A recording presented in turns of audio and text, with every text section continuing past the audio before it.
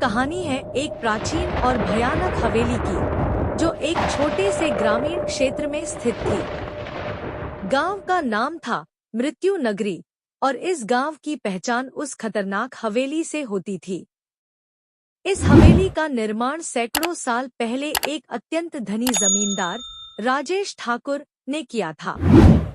राजेश ठाकुर अपने समय का एक निर्मम व्यक्ति था। हवेली के निर्माण के दौरान कई निर्दोष मजदूरों की जान जाने की घटनाएं सामने आईं। कहा जाता है कि ठाकुर ने हवेली में दबी खजाने की खोज में कई बलिदान दिए थे। इन घटनाओं के बाद हवेली में अजीब और डरावनी घटनाएं घटित होने लगी और धीरे धीरे वह दोबारा कभी न खुलने वाली जगह बन गई। सालों बाद एक युवा शोधकर्ता वीरेंद्र ने यह तय किया कि वह इस हवेली के रहस्यों का पता लगाएगा। वीरेंद्र का मानना था कि इन घटनाओं के पीछे कुछ न कुछ सच्चाई जरूर है। उसके साथ उसके 4 दोस्त आर्यन, सीमा, रोहित और नेहा भी जाने के लिए तैयार हो गए। एक दिन सभी मित्र पूरी तैयारी के साथ हवेली की ओर निकल गए। हवेली पहुंचते ही उनकी आंखों के सामने एक विचित्र दृश्य था। टूटे फूटे दरवाजे, खिड़कियों पर जाले, बड़ी बड़ी दीवारें और चारों तरफ सन्नाटा। हवेली के दरवाजे पर पहुंचकर वीरेंद्र ने अपनी मशाल जलाई और सब अंदर की ओर बढ़ गए। जैसे ही उन्होंने हवेली में कदम रखा, चारों ओर सन्नाटा बढ़ गया और हल्की हल्की ठंडी हवा चलने लगी। उन्होंने हवेली के विभिन्न हिस्सों की जांच शुरू कर दी। हर कक्ष में अजीब और डरावनी चीजें थीं। टूटे हुए फर्नीचर, जमीन पर खून के धब्बे और दीवारों पर अजीब से निशान। जांच करते करते वे हवेली के एक बड़े हॉल में पहुंच गए, जहां एक राजसी सिंहासन पड़ा था। सिंहासन देखकर उन्हें महसूस हुआ कि यहाँ कुछ रहस्यमय है। जैसे ही उन्होंने सिंहासन को छुआ, पूरा कक्ष अंधेरे में डूब गया और हवा में ठंडक बढ़ गई। अगले ही पल एक भूतिया आकृति उनके सामने प्रकट हुई। वह आकृति राजेश ठाकुर की आत्मा थी।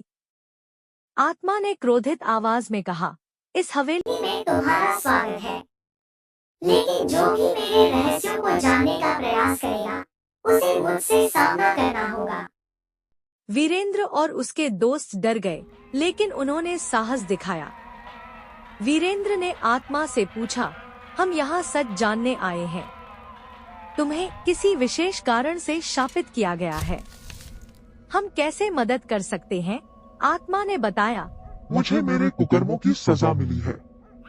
मैंने कई निर्दोषों की बलि दी थी। अगर तुम मेरे हाथों मारे गए निर्दोषों की आत्माओं को शांति दिला सकते हो, तो मैं भी इस शाप से मुक्त हो सकता हूँ। वीरेंद्र और उसके दोस्तों ने आत्मा की बात मानी और ठान लिया कि वे निर्दोषों की आत्माओं को शांति दिलाने के लिए कुछ भी करेंगे। उन्होंने हवेली के तहखानों की ओर कदम बढ़ाए, जहां कहा जाता था कि उन निर्दोषों की आत्माएं बंद थी।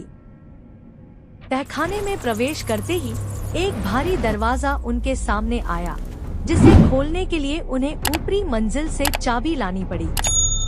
ऊपरी मंजिल पर पहुंचते ही उन्होंने एक पुराने संदूक में वह चाबी पाई। चाबी लेकर वे तहखाने में वापस आए और दरवाजा खोला। जैसे ही दरवाजा खुला, उनके सामने भयानक दृश्य प्रकट हुआ। तहखाने के अंदर खून के धब्बों से सनी दीवारें, भूमि और जगह जगह हवेली के निर्माण के दौरान मारे गए मजदूरों की आत्माएं घूम रही थी। आत्माएं बहुत दुखी थी और उनके चेहरों पर दर्द झलक रहा था। वीरेंद्र ने आत्माओं से बात की और उन्हें शांति दिलाने का आश्वासन दिया। वीरेंद्र और उसके दोस्तों ने आसपास के मंदिर से पवित्र जल और मंत्र लेकर आत्माओं की शांति के लिए पूजा की। पूजा के बाद आत्माओं के चेहरे पर शांति झलकने लगी और वे धीरे धीरे अदृश्य हो गए। आत्माओं के शांति प्राप्त करने के बाद राजेश ठाकुर की आत्मा फिर से प्रकट हुई और कहा, तुम्हारे इस नेक काम से मुझे भी शांति मिली है। मेरी आत्मा अब मुक्त हो रही है।